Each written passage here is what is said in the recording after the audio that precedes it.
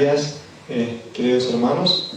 Es una alegría realmente para mí, tal vez, bueno, creo que estoy seguro para todos ustedes, poder llevar el tercer día de conferencia. Además de que el día de hoy no solamente vamos a tener conferencia, sino también vamos a tener el culto dominical, pero también a la vez en la tarde vamos a tener una celebración de aniversario. Entonces, ya tenemos la torta, la cual el pastor también va a estar simbólicamente festejando los 24 aniversario. Vamos a cantar también el feliz cumpleaños, ¿no? Bueno, hermanos, me goza nuevamente poder dirigir también esta nueva sesión de la conferencia, el diseño de Dios para la familia. Repito nuevamente, es muy importante para cada uno de nosotros.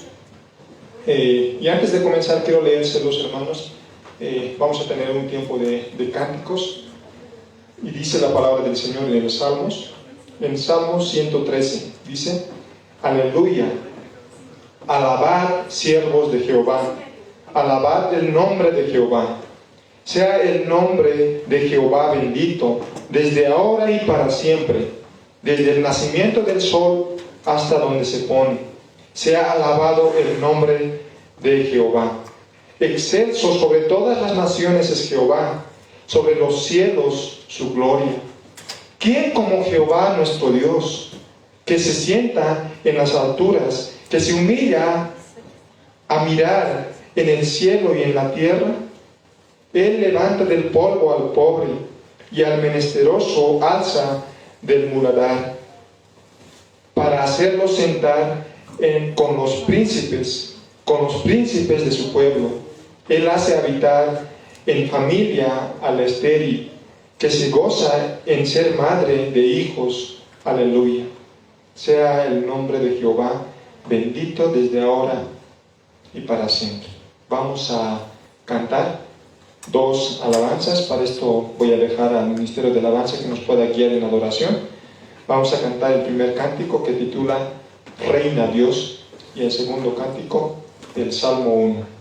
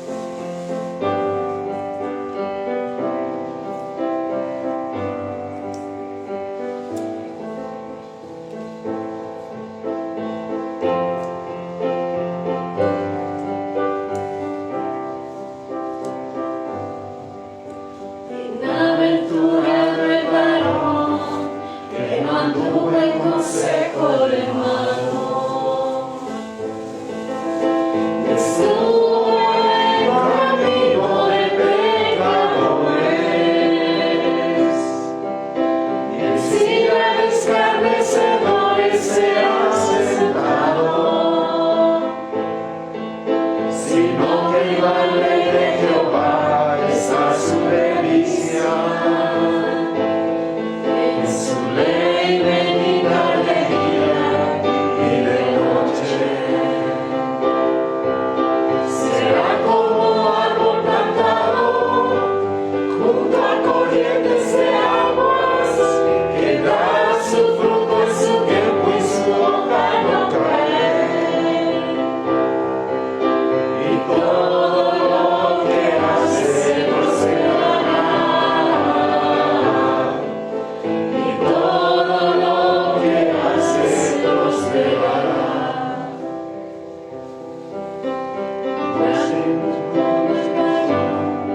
Llevando buen consejo de malos, estuvo en camino de pecadores,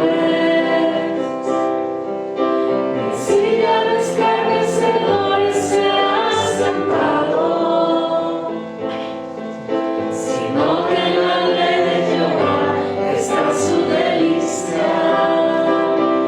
En su ley medita de día y de noche.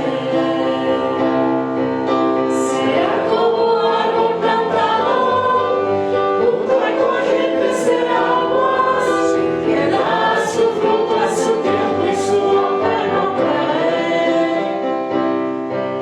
Y todo lo que hace prosperará.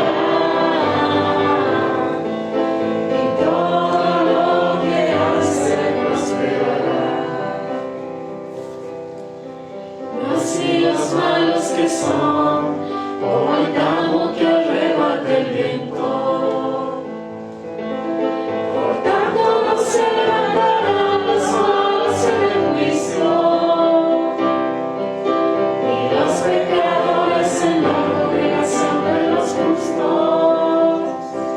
Porque Jehová conoce el camino de los justos, mas la senda de los malos perecerá.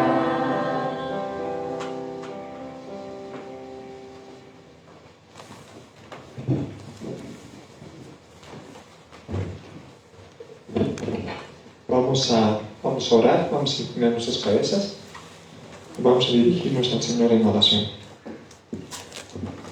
Padre amado, estamos muy agradecidos contigo porque tú eres bueno, eres misericordioso en tu bondad y en esta gran misericordia que tú tienes hacia nosotros, Señor. Has permitido que en esta mañana podamos abrir nuestros ojos, podamos estar con vida.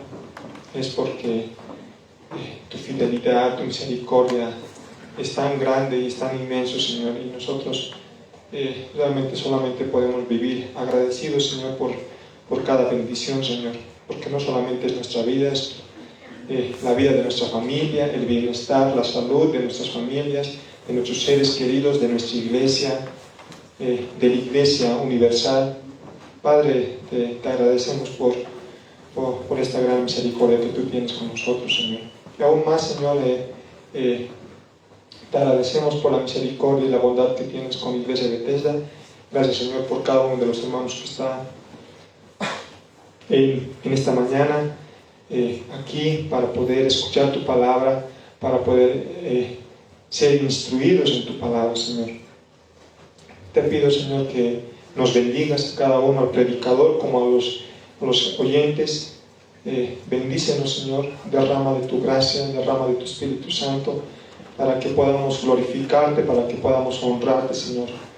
Que después de cada cántico, que después de cada oración, después de cada enseñanza, nuestros corazones puedan salir gozosos, Señor, reconociendo quién eres tú, Señor, y quiénes somos nosotros.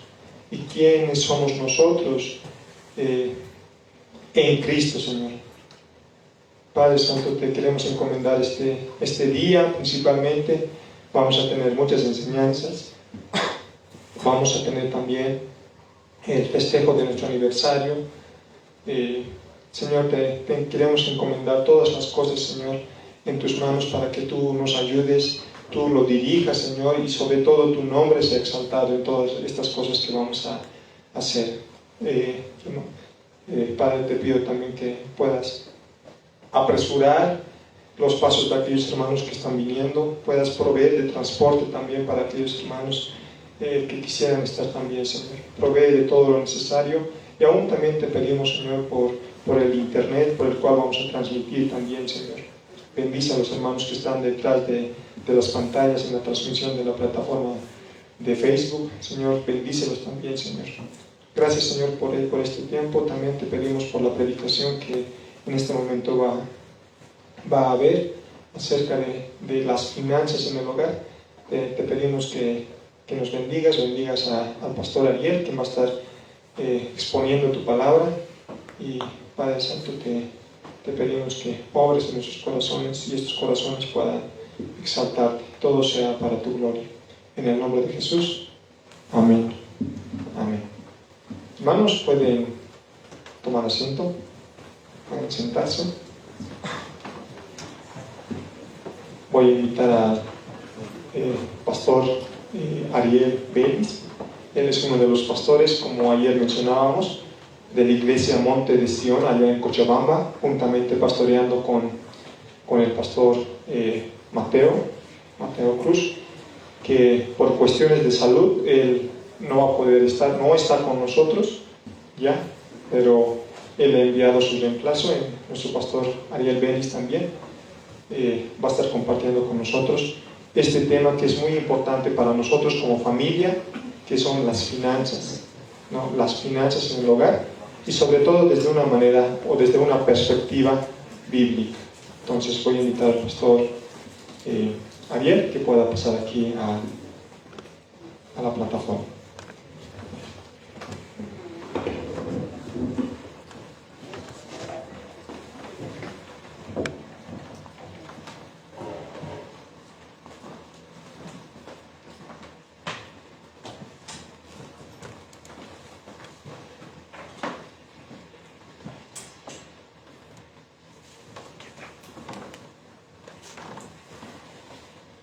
Bien, muy buenos días, mis queridos hermanos.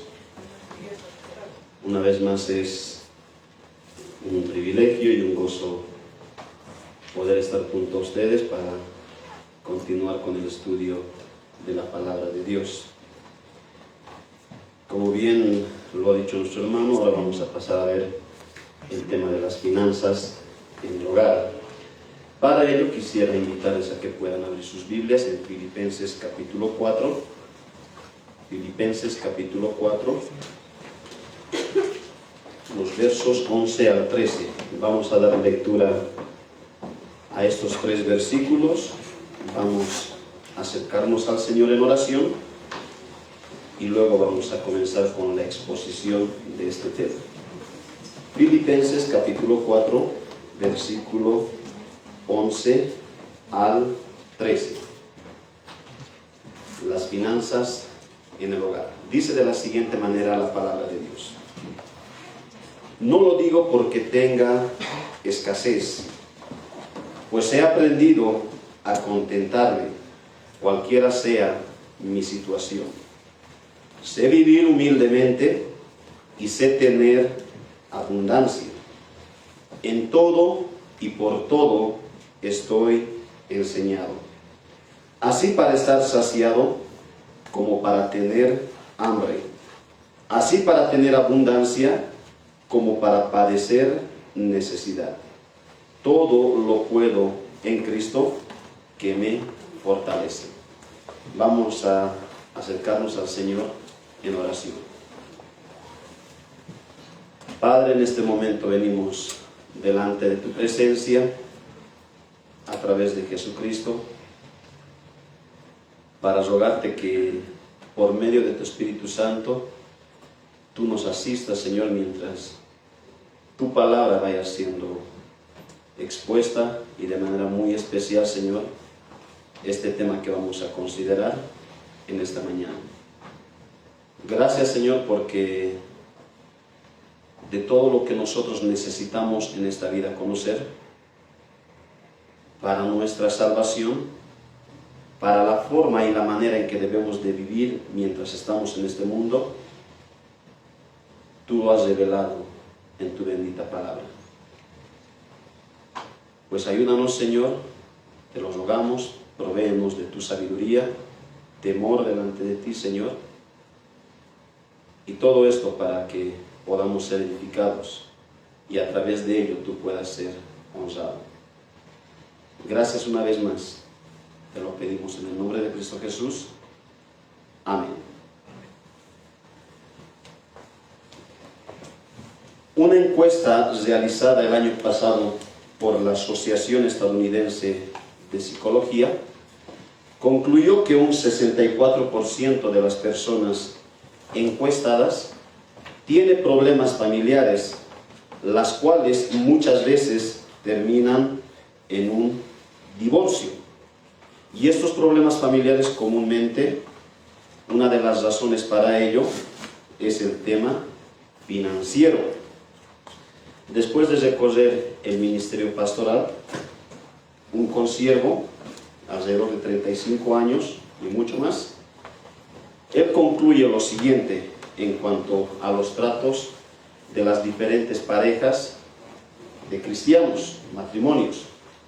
Él dice que los matrimonios, comúnmente sus problemas se relacionan con tres cosas. Por un lado, pueden ser las relaciones conyugales.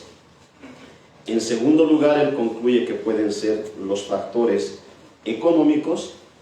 Y en tercer lugar, uno de los problemas que trae a los matrimonios tiene que ver con el tema de la crianza de los hijos. Noten que este pastor dice el tema, el factor económico muchas veces puede ser la causa para problemas dentro de la familia, dentro del matrimonio. Una revisión de toda la Biblia deja ver que ella contiene alrededor de 500 versículos con referencia a la oración. Un poco menos de 500 versos acerca de la fe. Pero lo interesante es que tiene más de 2.300, más de 2.500 incluso, versos o versículos que tienen que ver con respecto al dinero y las posesiones. Noten esa comparación. 500 versos tú vas a encontrar con respecto a la oración, más o menos. 500 igual con respecto a la fe, pero mucho más de 2.500 vas a encontrar con referencia al tema del dinero o las posesiones. Sin duda alguna, queridos hermanos, el tema de las finanzas en la vida de cada persona, y en especial dentro del matrimonio, en el hogar, es de suma importancia, ya que en cierto sentido nuestras vidas, dijo alguien, giran alrededor del dinero. Desde una perspectiva bíblica, que por cierto, mis amados hermanos, es la única perspectiva verdadera, las finanzas y la forma en que ellas son administradas están íntimamente relacionadas con la vida espiritual de una persona. Eso es importante que nosotros podamos entender.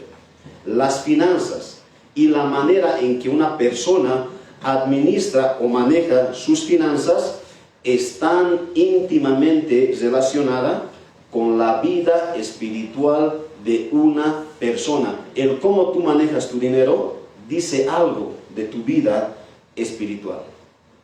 La forma en que nosotros vemos y administramos nuestras finanzas, como bien dijimos, revela el estado espiritual de nuestras vidas. La forma en que manejamos el dinero, inevitablemente, hermanos, inevitablemente va a afectar a nuestra relación con el Señor. Eso es algo que nosotros no podemos separarlo. La Biblia nos va a enseñar aquello. La forma en que tú manejas y administras tu dinero va a afectar en tu relación con el Señor. Además, las posesiones continuamente van a buscar cambiar nuestra dirección en cuanto a la adoración. Dice el Señor, no podéis servir a dos señores. O estimarás a uno y aborrecerás al otro.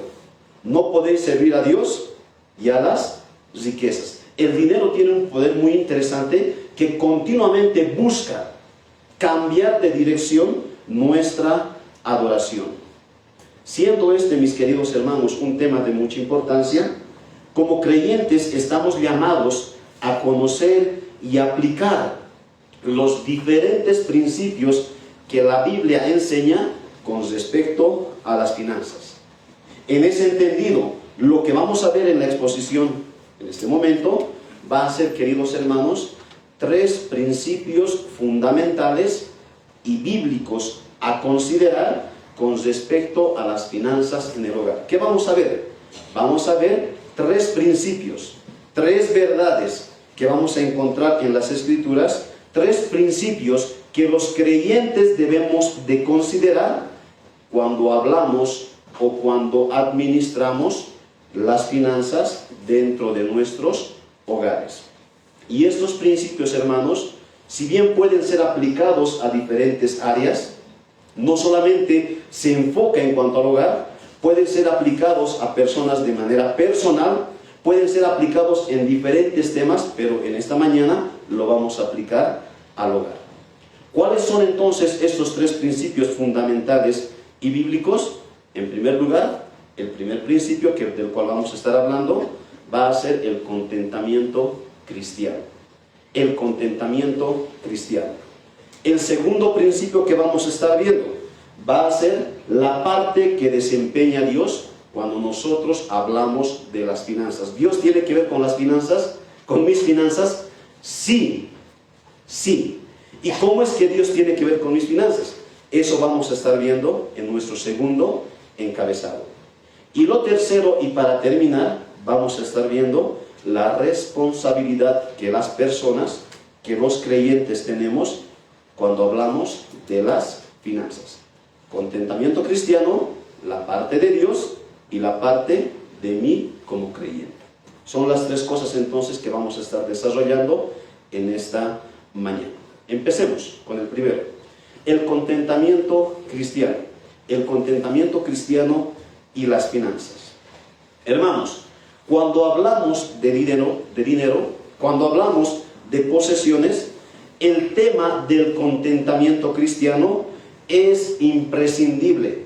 Es un tema que nosotros no podemos ignorar. Es algo que nosotros debemos considerar en nuestras vidas. De las 7 veces que la Biblia habla de forma clara y explícita con respecto al contentamiento, 6 de ellas tienen que ver con relación a las finanzas. 6 de 7 pasajes que nosotros vamos a encontrar en la Biblia con respecto al contentamiento cristiano tienen que ver con ¿qué? Con las finanzas. Entonces, ¿qué es el contentamiento cristiano?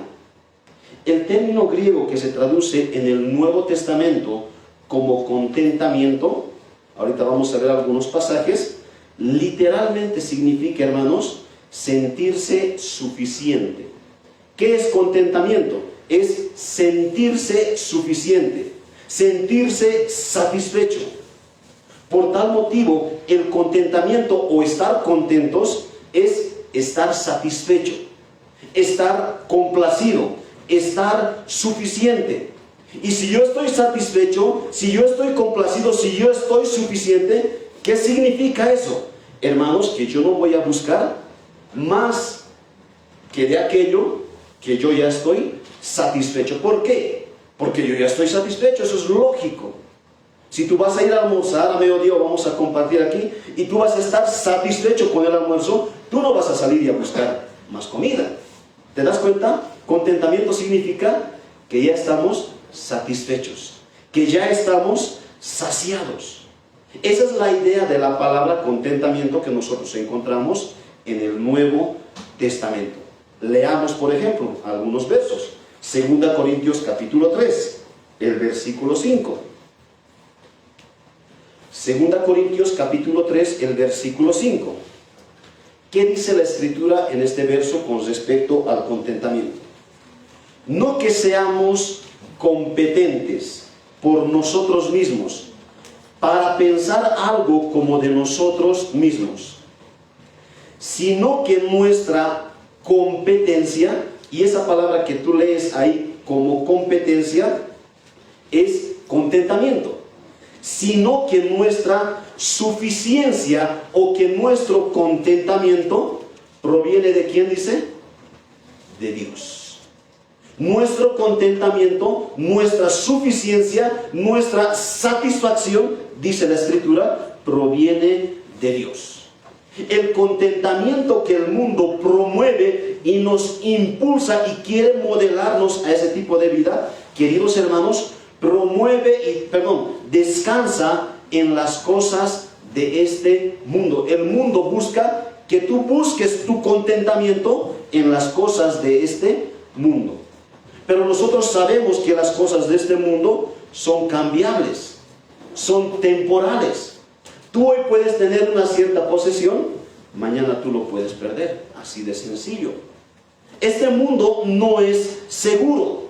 Por eso es que el contentamiento que este mundo te ofrece es temporal, es pasajero, puede cambiar de un día a otro. Por el contrario, el contentamiento cristiano, nos dijo este versículo, ¿proviene de quién? Proviene de Dios. Y nosotros sabemos que Dios no es cambiable. Él es inmutable. Él es eterno. Por tal motivo su contentamiento va a ser también inmutable. También va a ser eterno. Otro pasaje. 1 Timoteo capítulo 6. 1 Timoteo capítulo 6. Los versos 6 al 8. 1 Timoteo capítulo 6. Los versos 6 al 8. ¿Qué dice la Escritura ahí?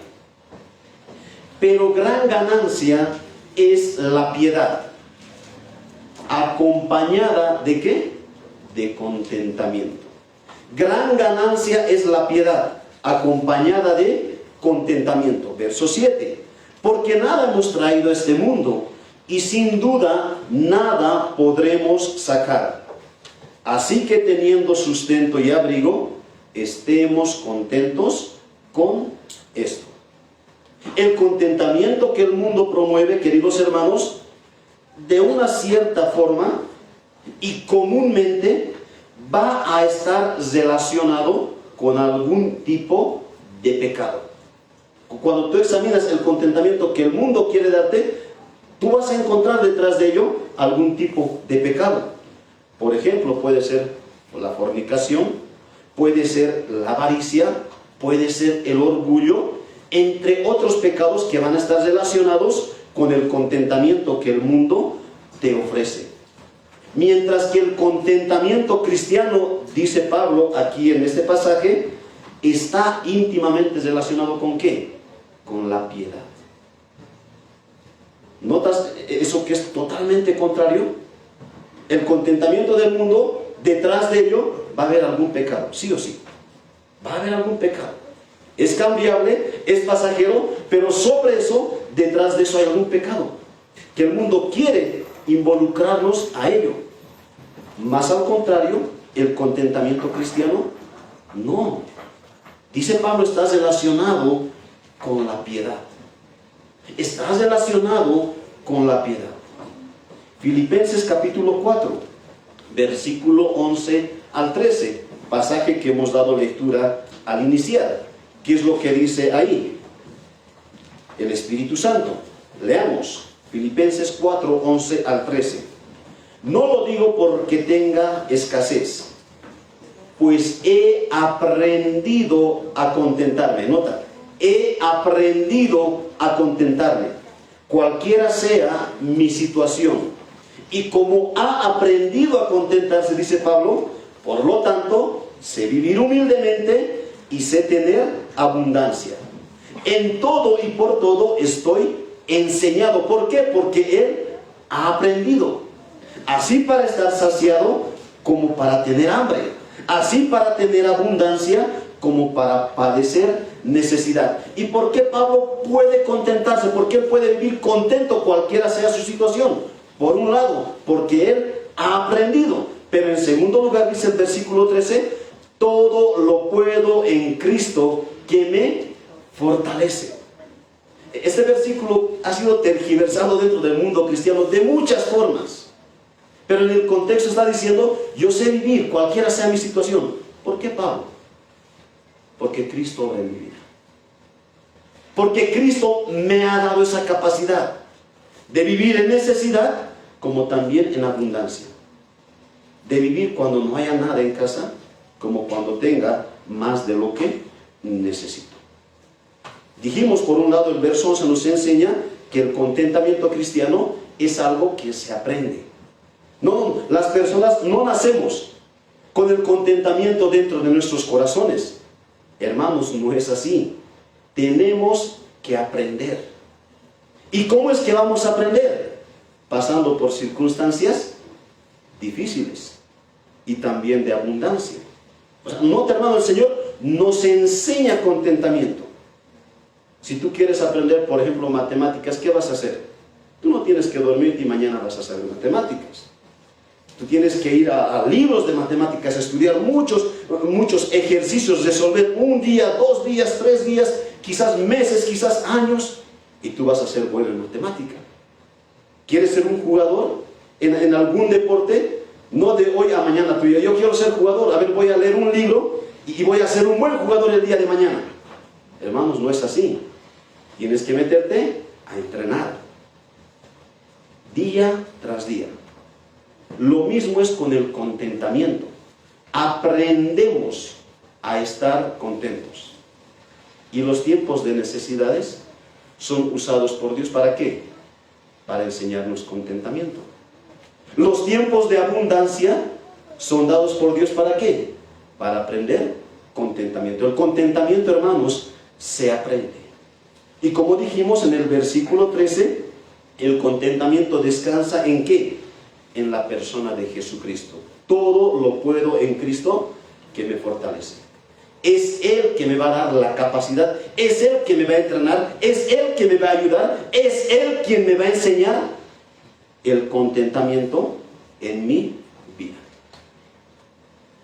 Ahora, ¿qué tiene que ver todo esto del contentamiento con las finanzas? Hermanos, mucho, por cierto. Cuando se habla de las finanzas, el pensamiento mundano es que Dios no tiene nada que ver con el manejo de mi dinero. Sí, Él puede meterse con mi salvación, Él puede meterse con esto, Él puede decirme esto, pero cuando estamos hablando de dinero, no. Parece que nosotros dejamos a un lado al Señor. Además de ello, el pensamiento mundano es, como dijimos, que mi felicidad se va a basar o descansa en lograr diferentes niveles de vida que yo anhelo. El mundo te dice, logras el propósito que tienes, tú puedes hallar contentamiento. ¿Quieres tener una casa? Bueno, esfuérzate, y vas a hallar contentamiento. ¿Quieres obtener algo? Esfuérzate y vas a hallar contentamiento. El mundo quiere que nosotros basemos nuestro contentamiento en las cosas que este mundo ofrece. No obstante, hermanos, nosotros por la palabra creemos que Dios sí tiene que ver con el tema de las finanzas en nuestras vidas. Dios sí tiene que ver. Y nuestro contentamiento no debe descansar primariamente en las cosas que este mundo ofrece, sino en las cosas que Dios nos ofrece. De ahí, mis queridos hermanos, que en su palabra, como dijimos a inicio, Dios presenta principios, uno de ellos lo estamos viendo ahora. Presenta principios que, si bien como creyentes nosotros lo llevamos a cabo en nuestras vidas, podemos aprender a estar contentos cualquiera sea nuestra situación. Entonces, primer principio que tiene que ver con las finanzas, hermanos, contentamiento. Ese contentamiento no proviene de las cosas de este mundo, proviene de Dios.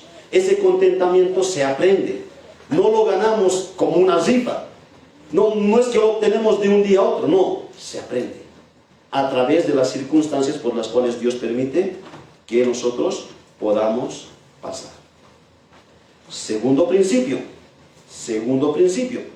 y aquí vamos a responder a la pregunta, siendo así, entonces, ¿en qué sentido Dios se involucra en mis finanzas? ¿En qué sentido? Y este segundo encabezado va a responder a esa pregunta. Dijimos, ¿cuál es este segundo encabezado? la parte que Dios desempeña en medio de nuestras finanzas. Amados hermanos, si deseamos aprender a tener contentamiento, es sumamente importante que nosotros estemos conscientes de la función, del rol, de la tarea que Dios desempeña en medio de nuestras posesiones, en medio de las cosas que nosotros tenemos. Debemos estar sumamente conscientes. No podemos aislar a Dios, no podemos dejar de lado a Dios y simplemente nosotros involucrarnos en el tema de finanzas en nuestras vidas. No, Dios tiene que ver y nosotros debemos estar conscientes de ello. Siendo así, ¿cuál es el rol que Dios desempeña en medio de las posesiones que tengo? Y toma en cuenta, posesiones, estamos hablando de todo lo que tú posees. Dinero, ya sea un terreno, ya sea una casa, ya sea animales, cualquier cosa. Cualquier cosa. Dios tiene que ver con cualquier aspecto de nuestras vidas. Entonces, ¿qué función o qué rol cumple Dios en medio de todo ello? Que debemos nosotros de estar conscientes y convencidos. Lo primero, queridos hermanos, que Dios es dueño absolutamente de todo y cada cosa que tengo. Dios es absolutamente dueño de todo y cada una de las cosas que yo tengo. Casi es de seguro que estas verdades lo hemos aprendido muchas veces y hoy estamos recordando. Pero ¿sabes dónde está el problema? En que muchas veces nosotros no creemos en esto y no vivimos conforme a esto. Hoy quiera Dios nuevamente recordarnos y poner en nuestro corazón una convicción para que nosotros podamos vivir conforme a estas verdades. Salmos capítulo 24. Salmos capítulo 24. El verso 1. Dice de la siguiente manera el salmista. Salmos 24, 1. De Jehová es la tierra y su plenitud. De Jehová es la tierra y su plenitud, el mundo y los que en él habitan. Todo lo que vemos, hermanos, todo lo que vemos, incluyendo nosotros, ¿pertenecemos a quién? Pertenecemos a Dios. Ayer vimos que los hijos son de Dios. Si bien son nuestros, son un regalo que Dios nos ha concedido.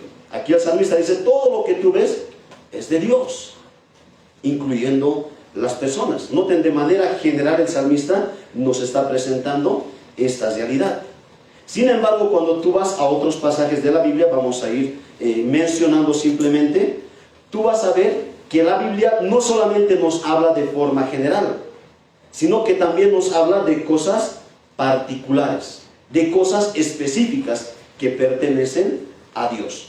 Un ejemplo, Levítico 25, 23, tú puedes anotarlo, luego lo revisas, dice ahí que la tierra, que los terrenos pertenecen a Dios. Ahí dice que las personas, a pesar que tenemos, somos extranjeros, porque el verdadero dueño es Dios. Y tú examina, hermano, eso es cierto. Tú puedes tener un terreno, quizás vos, o una casa. Cuando tú mueras, tú no te lo vas a llevar eso. Eso se queda aquí. Ah, sí, le puedo pasar a mi hijo, pero cuando tu hijo muera, él no se lo va a llevar, eso se va a quedar aquí. Y con cualquier posesión en este mundo, esa es la realidad. No nos los vamos a llevar. Sí lo hemos adquirido, seguramente nos hemos esforzado, hemos trabajado, hemos pagado por ello, de seguro. Pero todas esas cosas se van a quedar en este mundo. ¿Sabes por qué? Porque eso es de Dios. Al final esas cosas no nos pertenecen. No nos pertenecen, pertenecen a Dios. En el Salmo capítulo 50, versículo 10 al 12, dice que también los animales son propiedad de Dios. Las bestias del campo, los animales, las aves, son propiedad de Dios. Puede que tú tengas tal vez algunos animales, es de Dios. Los animales de la ciudad, los animales del campo, ya sean estos de granja, ya sean estos criollos, cualquier tipo de animal, pertenecen a Dios. Ageo capítulo 2, versículo 8. ¿Qué es lo que dice ahí Dios a través del profeta? Que tanto la plata como el oro, el dinero, es de Jehová. Mía es la plata, mía es el oro, dice Jehová de los ejércitos, dice Ageo capítulo 2, versículo 8. Y tú puedes aplicar eso. Lo que tienes ahora en tu bolsillo, ¿de quién es? Al final de cuentas, es de Dios. Las monedas, los billetes que tenemos en el bolsillo, que tenemos en la casa, que tenemos en una cajita osada, que tenemos seguramente en una cuenta, donde sea que la tengamos. El dinero electrónico, que este último está entrando de moda. Todo pertenece a Dios. De forma general, pero también de manera particular. Y así podemos ir, hermanos, viendo diferentes versículos. Lo que queremos decir con esto es que desde la perspectiva bíblica, todo lo que tiene que ver con propiedades, con animales, con riquezas, con dinero en este mundo, en última instancia, pertenecen a Dios. Son propiedad de Dios. Además de ello, queridos hermanos, la Biblia es clara al darnos a conocer que Dios, a través de Jesucristo, Él por un lado es el creador. ¿Por qué le pertenece? Porque Él es el creador. Génesis capítulo 1, de manera muy clara nos habla de ello, pero también Él es el sustentador de cada una y todas las cosas. ¿Por qué hoy lo que tú tienes puedes seguir manteniéndolo el día de mañana? ¿Sabes por qué es? Es gracias a Dios. Es gracias a Dios. Hace unos días atrás, una noticia casi nacional, un rayo cayó aquí en la ciudad del Alto. No sé en qué lugar más o menos fue, me han explicado el día de ayer. No conozco el Alto entonces, pero sé que es a una media hora más o menos de aquí, algo así me dijeron. ¿Por qué ese rayo no cayó en tu casa? ¿Podía haber caído? ¿Sí? ¿Por qué no lo cayó? Porque Dios no lo ha permitido. ¿Te das cuenta, hermano? Es así de sencillo. Eso es lo que la Biblia nos enseña. ¿Por qué podemos estar seguros que el día de mañana va a salir el sol, por ejemplo? Porque Dios lo sustenta. No solamente Él es el creador, sino también que Él es el sustentador de cada una de las cosas, incluyendo nuestras cosas. Y es por tal motivo, queridos hermanos, que todas las cosas que las personas tenemos, desde lo más pequeño hasta lo más grande, es propiedad de Dios. Amados hermanos, el reconocer de manera sincera y práctica esta verdad es sumamente esencial, es sumamente importante para que nosotros podamos permitir que Jesucristo sea el Señor de nuestras posesiones. Es Él el dueño, es Él el Señor de nuestras posesiones, no solamente de nuestras vidas, sino también de nuestras posesiones. Entonces, si Dios es dueño y Señor de todas las cosas, si Dios es el propietario de todas las cosas que nosotros tenemos y de cada una de ellas, ¿qué es lo que nosotros somos entonces, hermanos? ¿Qué es lo que nosotros somos? La Biblia de manera muy clara enseña que nosotros somos mayordomos y administradores de las cosas de Dios. ¿Cuál es tu función? No solamente en cuanto a tu vida, no solamente en cuanto a tu familia, sino incluso en cuanto a las posesiones que tú tienes. ¿Cuál es tu función? ¿Qué rol tú cumples? Si Dios es el Señor, si Dios es el dueño, Tú eres mayordomo y administrador, no de tus cosas, sino de las cosas de Dios. Cuando tenemos esa perspectiva, todas las decisiones en cuanto a finanzas, todas las decisiones, ya sea el hecho de cómo vamos a gastar, de qué vamos a usar, para qué vamos a usar, dónde vamos a dar nuestro dinero, todas esas decisiones, entre otras, queridos hermanos, cuando nosotros tenemos esta perspectiva, ya sea las cosas positivas o negativas que nos ocurran y nos afecten, no solamente a nuestras vidas, sino también a las cosas que tenemos, ¿sabes, querido hermano? No va a quitarnos el contentamiento que en Cristo tenemos. ¿Por qué? Porque somos mayordomos, no somos dueños. ¿Notas esa relación?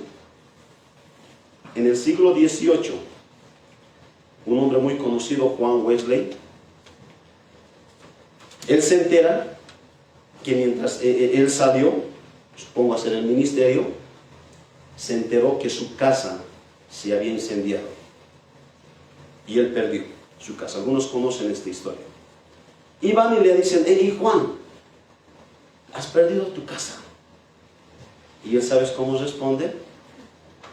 Él dice: una propiedad más del Señor que ya yo no tengo que administrar.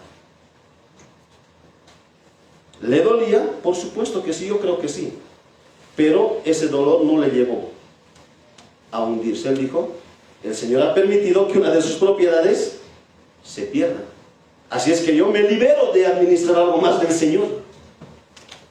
Quedo libre. Hermanos, cuando nosotros vemos de esta manera, cualquier circunstancia que ocurra con alguna propiedad o bien que nosotros tengamos, no va a afectar. ¿Por qué? Porque son las cosas de Dios. Ahora, eso no significa que somos irresponsables, ¿verdad? Vamos a hablar más adelante al respecto. No significa, bueno, entonces, que para lo que sea, dejaré el auto abierto, dejaré la casa así abierta, la puerta, y me voy libremente a la iglesia que Dios va a cuidar. No, hermanos, somos responsables. Pero, a pesar de ello, si las cosas suceden, nosotros vamos a descansar, porque esas cosas son del Señor. Nosotros simplemente somos mayordomos. Segunda verdad acerca de Dios. ¿Qué parte Dios cumple en cuanto a las finanzas en la vida mía? En segundo lugar, Dios tiene el control absoluto de todo. No solamente Él es el dueño absoluto, sino que también Él tiene el control absoluto de todas las cosas que suceden a mi vida. La segunda cosa que Dios se reservó como su responsabilidad en cuanto a las cosas mías es el control absoluto de cada evento que ocurre en la tierra. Hermanos, Dios es soberano. Estamos hablando aquí de la soberanía de Dios. Dios es soberano sobre toda su creación y cada parte de ella, tanto en los cielos como en la tierra. Eso afirma la Biblia. Dios tiene el control absoluto.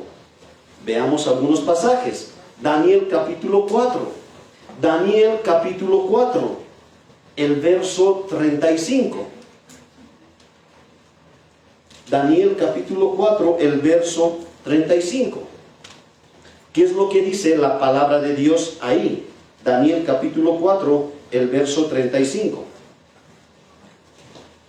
Todos los habitantes de la tierra son considerados como nada. Y Él hace, dice ahí, y Él hace según su voluntad en el ejército de los cielos y en los habitantes de la tierra. Él hace según su voluntad, es decir, lo que Él quiera en el ejército de los cielos y en los habitantes de la tierra. Y no hay quien detenga su mano y le diga: ¿qué haces? Nota la escritura, Dios hace lo que quiera, tanto en el cielo como en la tierra.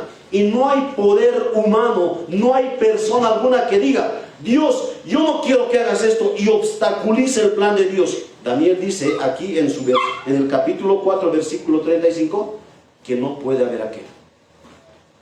Dios es soberano. Todas las cosas que suceden en este mundo, todas las cosas que me suceden, hermanos, sin excepción alguna, no escapan de la voluntad de Dios. Todo lo que te sucede, te ha sucedido y te va a suceder, no escapa de la voluntad de Dios. En Isaías capítulo 45, versículos 5 al 7, simplemente lo cito, Isaías 45, 5 al 7, ahí se nos da a conocer que aún Dios está bajo el control de las circunstancias más difíciles por las cuales podemos pasar. Aún esas circunstancias difíciles no han escapado de la voluntad de Dios. En Deuteronomio capítulo 32, versículo 39, ahí nosotros vemos que incluso nuestras vidas están bajo el control de Dios. Ahí dice, yo doy vida y yo quito la vida. Aún nuestras vidas están bajo el control soberano de Dios. Eso es, hermanos, soberanía. Y nosotros debemos reconocer que eso es así. Dios está bajo el control de todas las cosas que nos acontecen, sean estas buenas o malas a nuestros ojos. Ahora, lo bueno de todo ello, eso es bueno para los creyentes, eso es lo mejor, hermanos. Eso es lo mejor. Eso debería de traer gozo a nuestras vidas. ¿Y sabes por qué? Porque todas las cosas que suceden, sean estas buenas o malas, negativas o positivas, dice la misma Escritura, que ellas van a obrar para nuestro bien. ¿Entiendes? Dios está bajo el control de todo, malas o buenas. O sea, que lo que ayer me han robado, Dios lo ha permitido, sí. Que lo que esto me ha acontecido, Dios lo ha permitido, sí. ¿Qué Dios es ese? Es el mejor Dios, el único Dios que podemos tener. Eso es bueno. Eso es lo mejor para nosotros. ¿Por qué? Pero pastor, ¿cómo Dios puede permitir que me pase cosas malas? ¿Sabes por qué es bueno? Porque aún esas cosas malas, Dios las direcciona para tu bien. Aún esas cosas malas, Dios las direcciona para tu bien. Un ejemplo, la vida de José. Lean los últimos capítulos de Génesis. Casi fue muerto, fue botado a un pozo, fue vendido como esclavo, fue acusado de alguien que quería agredir sexualmente. Al final, ¿qué hizo Dios? Fue a la cárcel, ¿y qué pasó al final? Fue exaltado para ser el segundo hombre más importante del imperio, de todo el mundo, de aquel entonces. José no veía eso, pero Dios estaba trazando su camino para luego exaltar a este hombre. Él buscó un bien, y no solamente para él, sino para todo su pueblo, incluso para nosotros. ¿Sabes? Si José no hubiese pasado todo eso, nosotros hoy hubiésemos estado perdidos. ¿Por qué? Porque a través de José y la familia que él redimió, vino Jesucristo, y gracias a Jesucristo vinimos nosotros a salvación. Hermanos, todas las cosas, sean buenas o malas, Dios las direcciona para nuestro bien. ¿Dónde dice eso? Romanos capítulo 8, 28. Porque a los que aman a Dios, todas las cosas les van bien. ¿Dice así? No dice así. Dice, porque a los que aman a Dios, todas las cosas les ayudan a bien. Esto es, a los que conforme a su propósito son llamados. No que todas las cosas les van a ir bien. Muchos han cambiado ese versículo y lo han interpretado de esa manera. Ven a Cristo y te va a ir bien. No. Ven a Cristo y todas las cosas, sean buenas y malas, y te van a ir más cosas malas, te van a ayudar para tu bien. te van a ayudar para tu bien. ¿Y cuál es ese bien? El versículo 29 de Romanos capítulo 8 a continuación dice que ese bien es que nosotros vamos a ser conformados cada vez más a la imagen de Jesucristo. Dios va a usar algo bueno que te ocurra para moldear tu vida a la imagen de Jesucristo. Dios va a permitir que algo malo te ocurra a nuestros ojos. ¿Para qué? Para moldear tu vida a la imagen de Jesucristo. Dios se preocupa primordialmente de tu carácter. Él quiere que tu carácter sea semejante al carácter de su Hijo. Y para ello, Él va a usar todas las cosas que te acontecen. Todas las cosas que te acontecen. Él es soberano. ¿Eso es bueno para nosotros? Dijimos sí. ¿Por qué? Porque todas esas cosas van a obrar para nuestro bien. Amados hermanos, el Señor tiene el control absoluto sobre cada una de las cosas por las cuales pasamos. No solo ello dijimos, sino que también usa las circunstancias, ya sean estas buenas o malas, cualquiera que sea, con un propósito bueno y especial para nuestras vidas. Conformarnos a la semejanza de Jesucristo, su Hijo. Tercera verdad. ¿En qué sentido Dios también tiene que ver con las posesiones mías? En tercer lugar, debemos de comprender, hermanos, que Dios es el proveedor. No solamente es el dueño, no solamente tiene control, también es el proveedor. Y proveedor de algunas cosas. No, es proveedor de todas las cosas. Si tú hoy has desayunado, cualquiera sea el desayuno, es porque Dios te lo ha provisto. Si tú ayer has tenido un pan para poner para la mesa y tal vez partirlo en 4 porque somos 4 en la familia, es porque Dios te lo ha provisto. Si tú has tenido mucho más que eso, es porque Dios te lo ha provisto. Ese es el tercer elemento, hermanos, de la parte de Dios que tiene que ver con las finanzas dentro del hogar. Él ha prometido, escucha muy bien, Él ha prometido proveer para las necesidades básicas de sus hijos. No estamos diciendo para los deseos. No.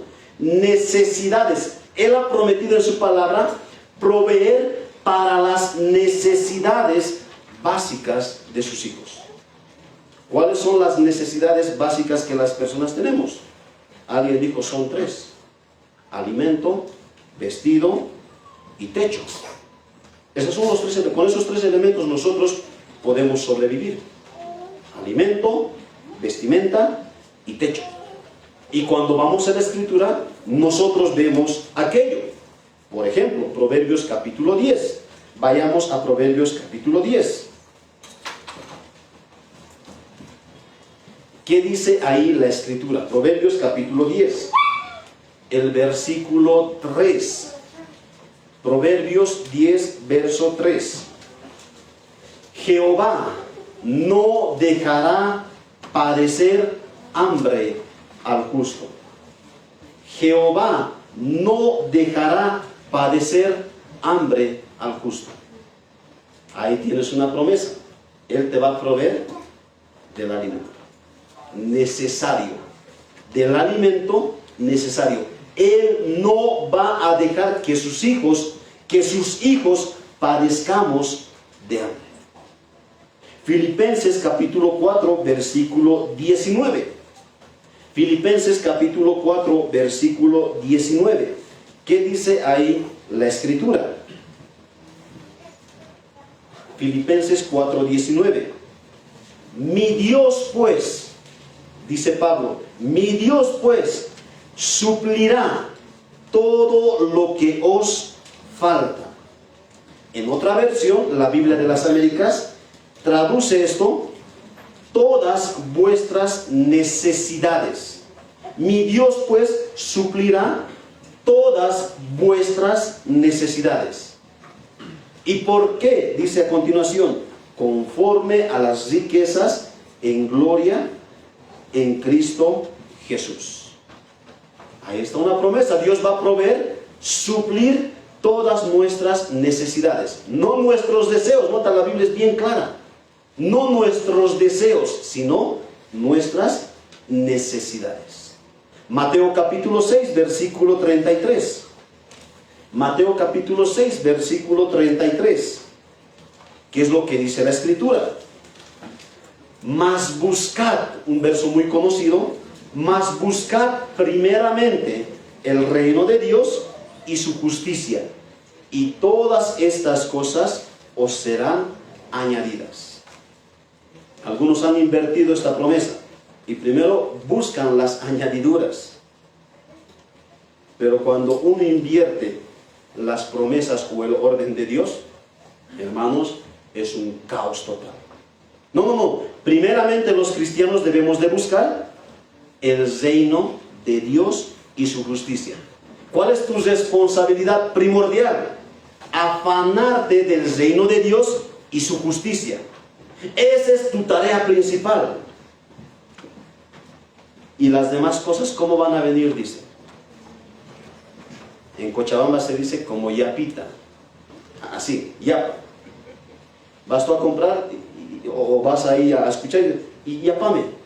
Vendes algo y yapame. ¿Qué tienes de yapa? Dice aquí todas las demás cosas te van a venir de yapa. Tú debes preocuparte de las cosas del Señor. Como principal, como primera responsabilidad. Y hermanos, estas promesas son ciertas. Testimonios sobran para poder corroborar esto que el Señor ha prometido. Él ha prometido enviar a su Hijo, ¿lo ha cumplido? Lo ha cumplido. Lo ha cumplido. Él ha prometido salvar a un pueblo, ¿lo ha cumplido? Lo ha cumplido. Él ha prometido que su Hijo iba a morir para salvarnos, ¿lo ha cumplido? Lo ha cumplido.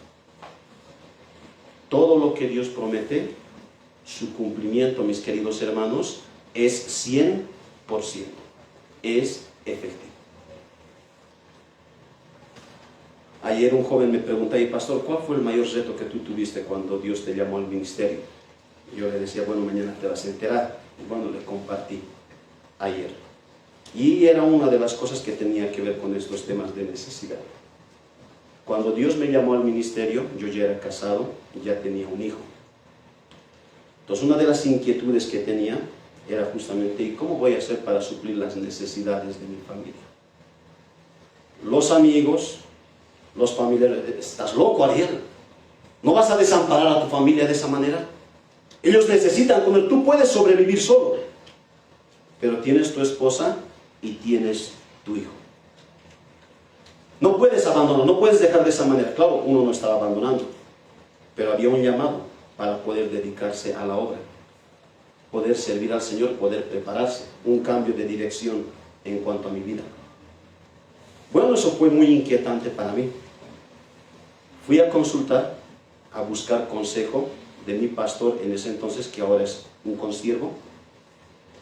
Lo que él hizo básicamente fue recordarme esto que estamos hablando el día de hoy.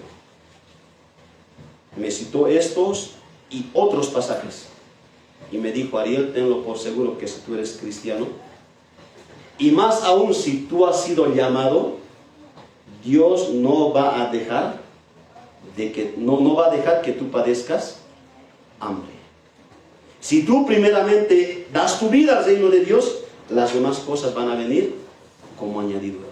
Esa es la promesa que Dios ha hecho, Ariel. Eso es lo que Dios ha prometido. Y si Dios te está llamando, adelante.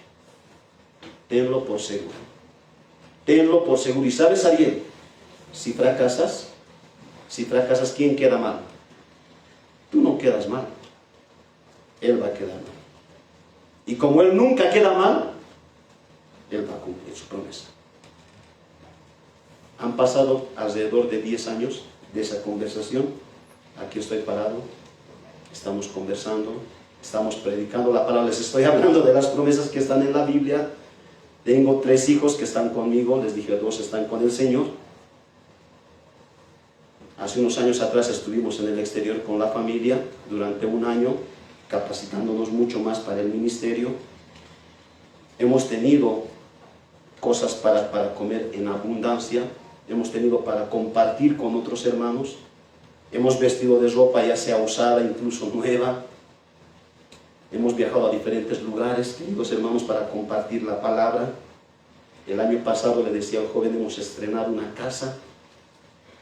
Y claro, no es casa mía, es anticrético, pero literalmente hemos estrenado, se ha construido, hemos ido a tomarlo. Hermanos, Dios cumple sus promesas. Puede que yo no tenga casa, puede que no lo tenga, yo no lo sé. Puede que lo tenga. Eso está en las manos del Señor. Yo tengo una responsabilidad. Y yo tengo que llevar a cabo dicha responsabilidad. De lo demás, ¿quién se encarga? Se encarga el Señor. Hermanos, estas promesas son reales. Estas promesas son reales. Dios es el dueño y Señor de todas las cosas que poseemos en este mundo. Él está bajo el control soberano de toda circunstancia. Y hermanos, Él ha prometido suplir nuestras necesidades. Él ha creado el mundo, Él lo mantiene, Él sustenta su mundo. Y hermanos, Él puede cumplir con todo lo que nos ha prometido en su palabra. Nosotros como personas, como familia, debemos estar conscientes de esta realidad. Dueño, soberano y proveedor. Ese es nuestro Dios. Ese es nuestro Dios. Sin embargo, esto es la mitad de la moneda, es solamente una cara. La otra cara es que nosotros tenemos una responsabilidad. Eso no significa que nosotros nos vamos a quedar de brazos cruzados. Bueno, como Dios es soberano, hará caer pan, hará caer carne, hará caer... No. Como Él es proveedor, Él cada día me lo traerá. No sé, a Elías lo alimentó a través de cuervos, cada día le llevaba alimento. Lo mismo hará conmigo. Hermanos, nosotros tenemos responsabilidades. Y es de ello que ahora vamos a pasar a hablar para ya concluir nuestro tema que hemos preparado para esta conferencia. La responsabilidad que tenemos en medio de las finanzas. ¿Qué es lo que la Biblia enseña acerca de nuestra responsabilidad acerca de las finanzas? Por supuesto, enseña muchas cosas. Vamos a mencionar simplemente algunas de ellas. Lo primero, queridos hermanos, como dijimos en la parte introductoria, nosotros debemos entender que nuestra actitud hacia el dinero o las posesiones son un fuerte indicador de nuestra condición espiritual. La forma que tú administras o manejas lo que Dios te ha dado, muestra a tus hermanos, muestra al mundo la condición espiritual de tu vida. En la Biblia, de manera muy especial, en los evangelios, encontramos 2 ejemplos. Hay otros más, pero simplemente voy a citar 2 ejemplos. Uno, el caso de Zaqueo. Algunos han escuchado tal vez el caso de Zaqueo. ¿Dónde puedes encontrar su historia?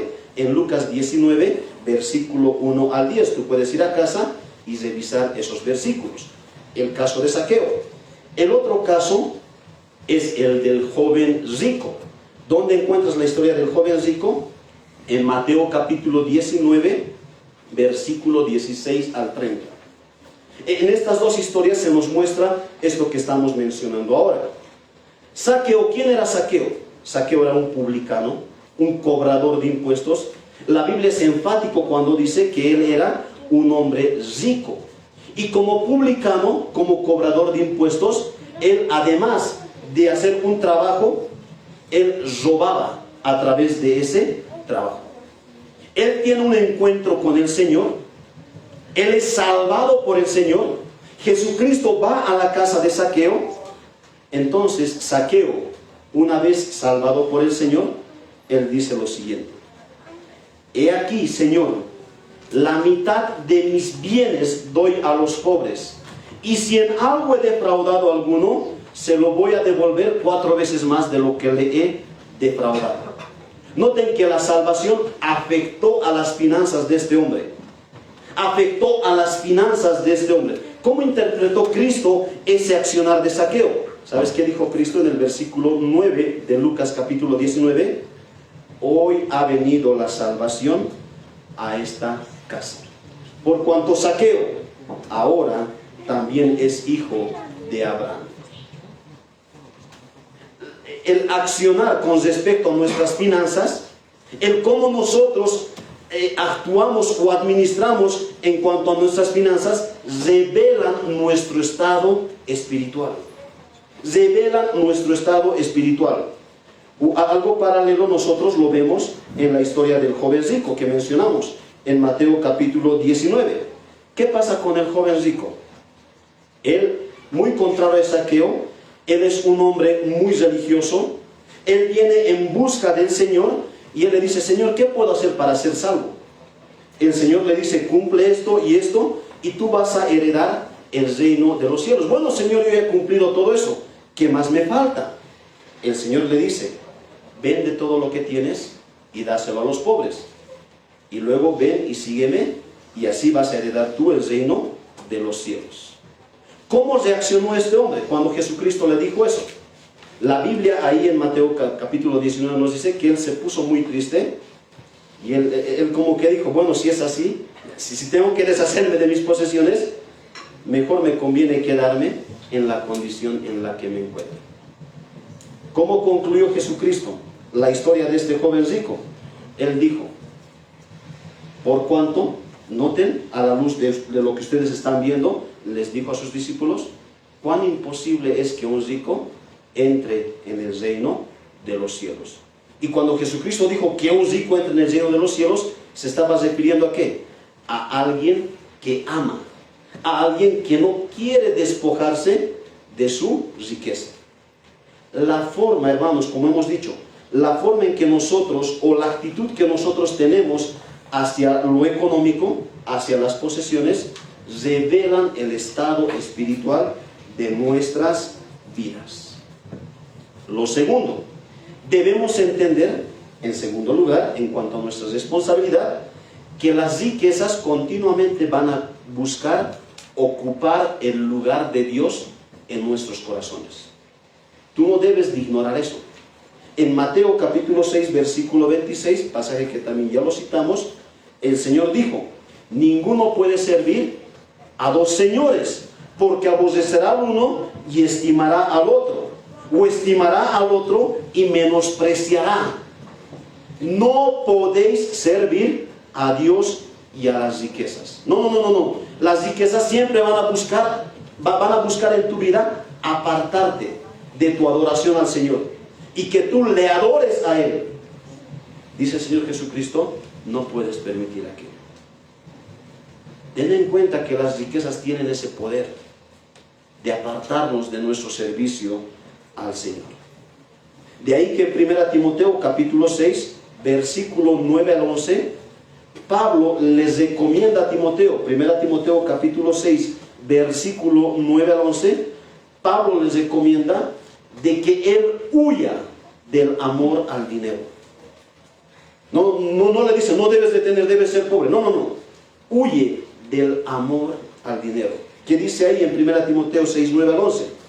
Porque los que quieren enriquecerse caen en tentación y lazo. ¿Por qué? Porque las riquezas tienen poder de apartarnos del Señor, y en muchas codicias necias y dañosas que hunden a los hombres en destrucción y perdición. Verso 10. Porque raíz de todos los males es el amor al dinero, al cual codiciando algunos se extraviaron de la fe y fueron traspasados de muchos dolores. Verso 11. Mas tú, hombre de Dios, huye de estas cosas.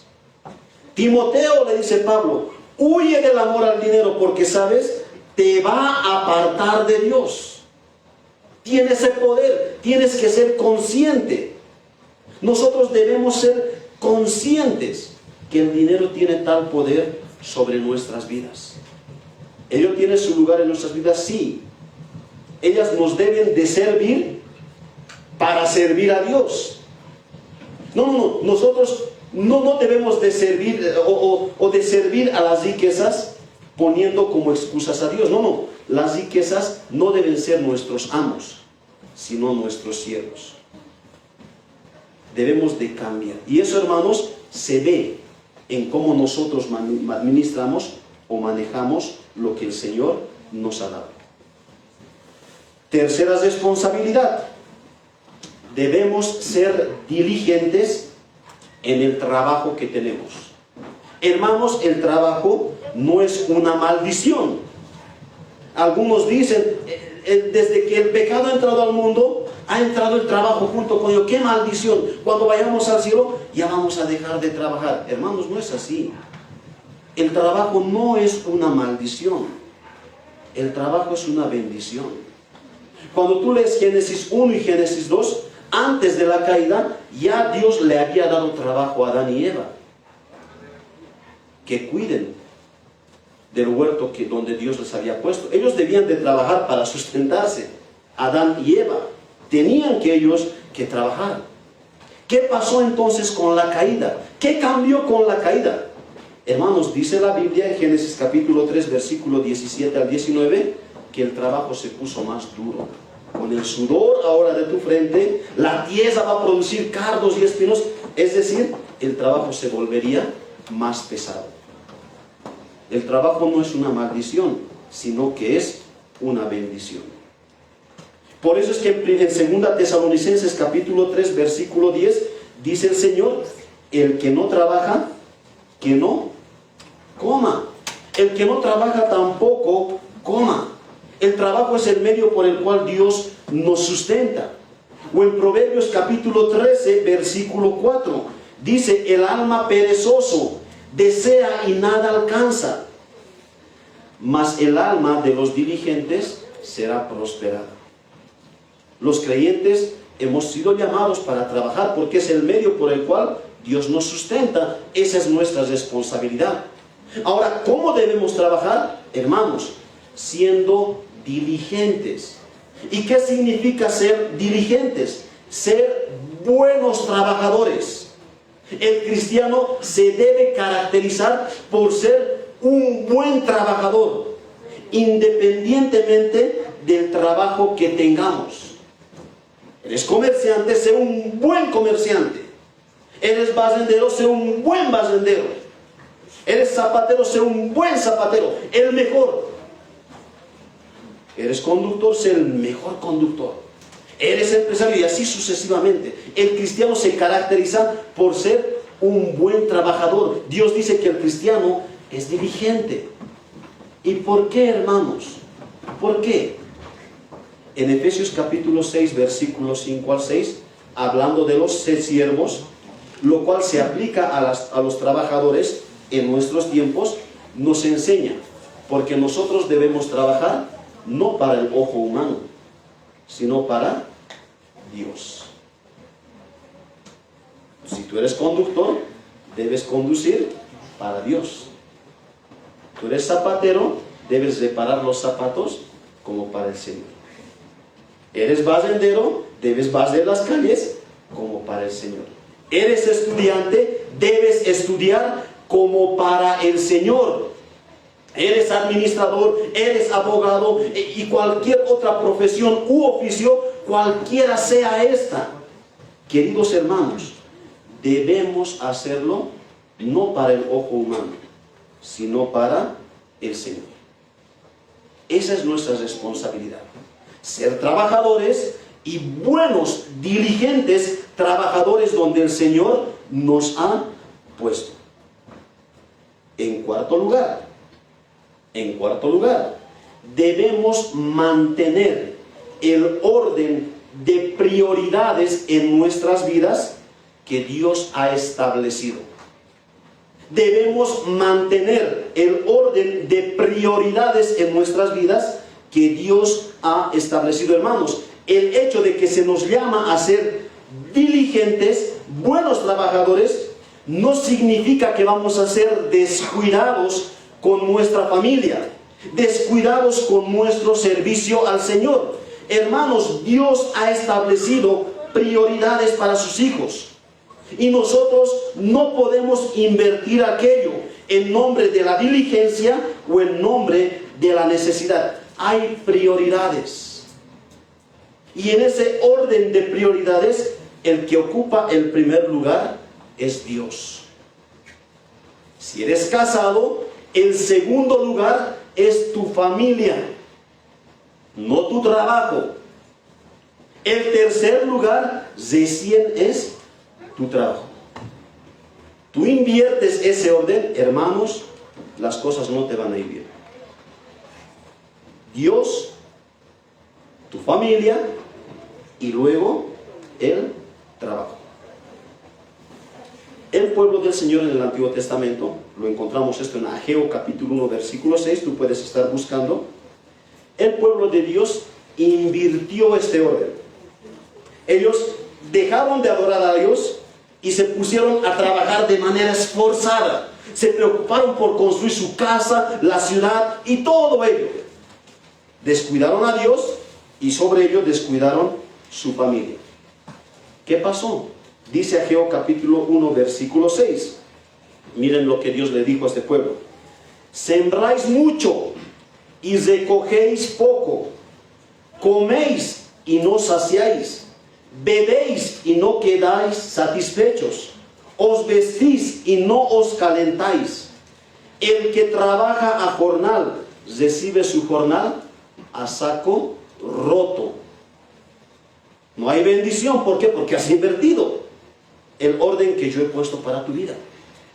Hermanos, invertimos ese orden que Dios ha dispuesto para nuestras vidas. Eso no va a traer bendición de parte de Dios. Ser diligentes y responsables, un ejemplo, no significa que el día del Señor, que es domingo como hoy, tú dices, bueno, tengo necesidades, tengo que pagar al banco mañana, tengo que pagar esta semana al banco y domingo me voy al negocio. Hermanos, eso es cambiar el orden de prioridades. Y yo estoy hablando de cosas muy claras y prácticas que yo experimento en la iglesia donde estamos. Y cuando tú ves la vida, el área financiera es como dice Ageo. Parece que trabajan mucho y trabajan a saco roto. ¿Dónde está el problema? No es que no ha habido ventas, no es que en la semana no ha habido. Hermanos, el problema está en que hemos invertido el orden. Ser diligentes y responsables no significa que nosotros vamos a cambiar el orden que Dios ha dispuesto para nuestras vidas. Sé consciente y cada día mantén tu orden de prioridades. Dios, la familia y recién el trabajo. Y vas a ver cómo Dios va a cumplir sus promesas sobre tu vida. Vas a experimentarlo. En quinto lugar, debemos ser fieles a Dios en el manejo de las finanzas. Si bien el trabajo es el medio por el cual Dios nos provee, nosotros estamos en la responsabilidad de ser fieles. Recuerda, somos mayordomos, somos administradores. En 1 Corintios capítulo 4 versículo 2 dice el Señor, se requiere que los administradores, cada uno sea hallado fiel. ¿Qué se requiere de tu vida como administrador de las cosas de Dios? Que tú seas hallado fiel por el Señor. ¿Te acuerdas de las enseñanzas de Jesucristo? Bien, buen siervo, fiel. En lo poco has sido fiel, en lo mucho te pondré. Entra al gozo de tu Señor. ¿Qué se requiere de tu vida? Fidelidad. Hay un propietario, tú debes de ser fiel a Dios. En las cosas que Él te ha provisto, en el trabajo que Él te ha provisto, en la familia que Él te ha provisto y en todo lo que ha puesto en tus manos. Sexto y último lugar, debemos ser sabios en la administración de las finanzas, de las propiedades, de las posesiones que Dios ha puesto en nuestras manos. Debemos ser sabios. En Proverbios capítulo 6, versículos 6 al 8, el Señor cita Proverbios capítulo 6, versículo 6 al 8. Y es interesante, hermanos, que noten, cada cosa que Dios ha creado, hasta algo un insecto muy pequeño, aquí se va a citar a un insecto, tiene un propósito de parte de Dios. ¿Por qué Dios ha creado las arañas? Porque nos preguntamos, aquí hay la respuesta de una de ellas.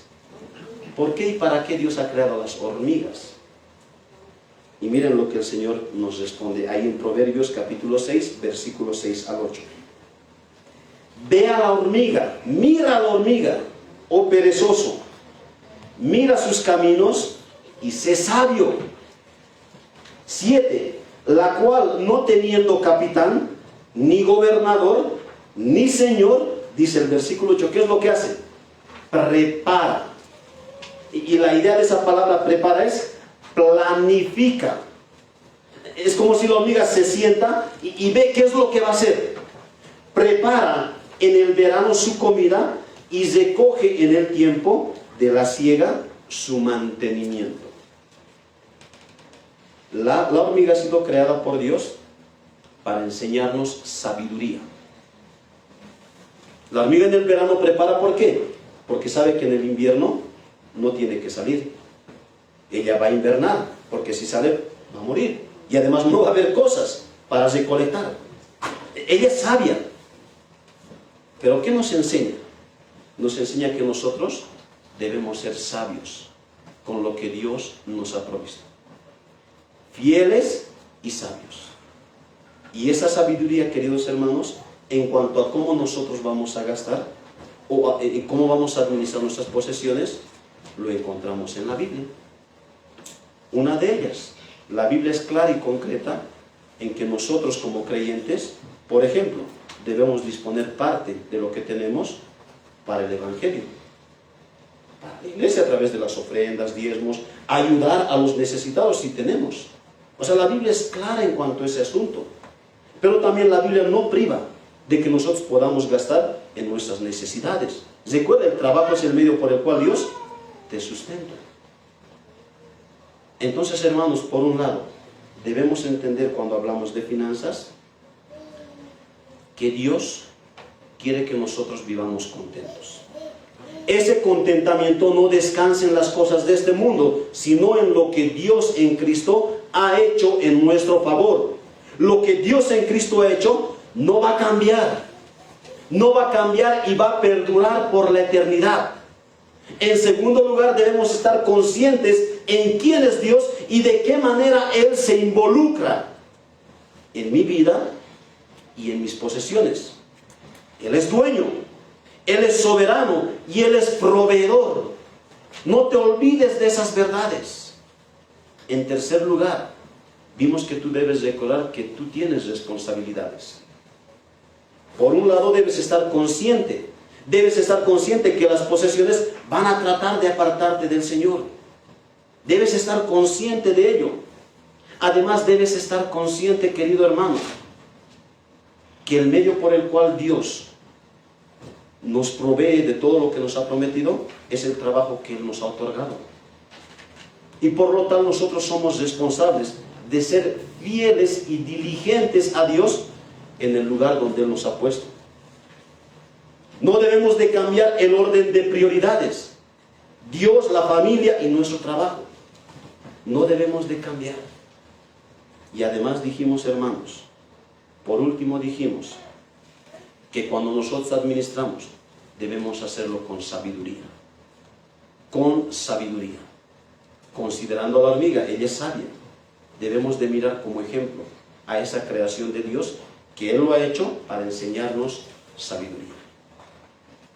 Y esto ha sido provisto para nosotros, hermanos. Todo esto que hemos ido viendo ha sido provisto gracias simplemente a Jesucristo. Ya que Él se dio a sí mismo, se dio todo de sí mismo para poder salvarnos y reordenar nuestras vidas. El pecado ha destruido todo. Nuestras vidas, nuestras familias, la forma en que nosotros administramos y manejamos nuestras posesiones, que ha hecho Dios en Cristo, ha restaurado todo ello. Y por medio de su palabra, hoy hemos visto estos principios. Y Dios sea ayudándonos, queridos hermanos, para que nosotros podamos aplicarlo y vivir conforme a ello. Vamos a inclinar nuestros rostros y vamos a orar. Padre, gracias por tu palabra, gracias por la exposición, por la enseñanza. Nos recuerda, Señor, nuevamente que tú eres lo primero para nuestras vidas. Nos recuerdas que tus promesas son fieles y verdaderas y que todas las cosas van a obrar para nuestro bien. Gracias, Señor. Enséñanos y bendice nuestras vidas. Pues te lo pedimos en el nombre de Cristo Jesús. Amén.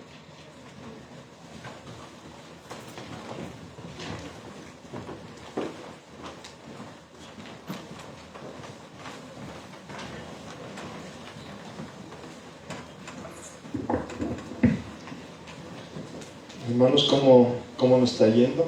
¿Estamos entendiendo? Bueno, hermanos, es una bendición poder recibir estas enseñanzas. Realmente también es un desafío para cada uno de nosotros porque sabemos y reconocemos que hemos estado fallando, otros como padres, otros como hijos, como padres de familia. Y bueno, como el pastor decía, roguemos al Señor, ¿no? a quien nos enseña a tener contentamiento con lo que tenemos, ¿no? Hermanos, vamos a tener una pausa, un refrigerio en la parte de atrás. Ya entonces vamos a tener, hermanos, 15 minutos y procuremos ser puntuales, hermanos. 15 minutos vamos a tener, podemos salir de manera ordenada, pero antes vamos a orar. Ya, hermanos, recordarles, hermanos, que los que no se han inscrito lo puedan hacer, hermanos, ya por el tema de refrigerio, por el tema de almuerzos y por el tema del material y el libro, ¿no? Vamos a orar, hermanos. Padre nuestro, estamos muy agradecidos por la bendición que traes por medio de tu palabra, por medio de siervos que te aman y nos enseñan también ahora. Señor, ayúdanos, Señor, a que nosotros podamos aplicar en nuestro diario vivir lo que estamos aprendiendo. Te damos las gracias también por el refrigerio que vamos a ingerir. Te pedimos que lo bendigas y sea de provecho para nosotros, Señor. En el nombre de Jesús queremos agradecerte. Amén. Amén.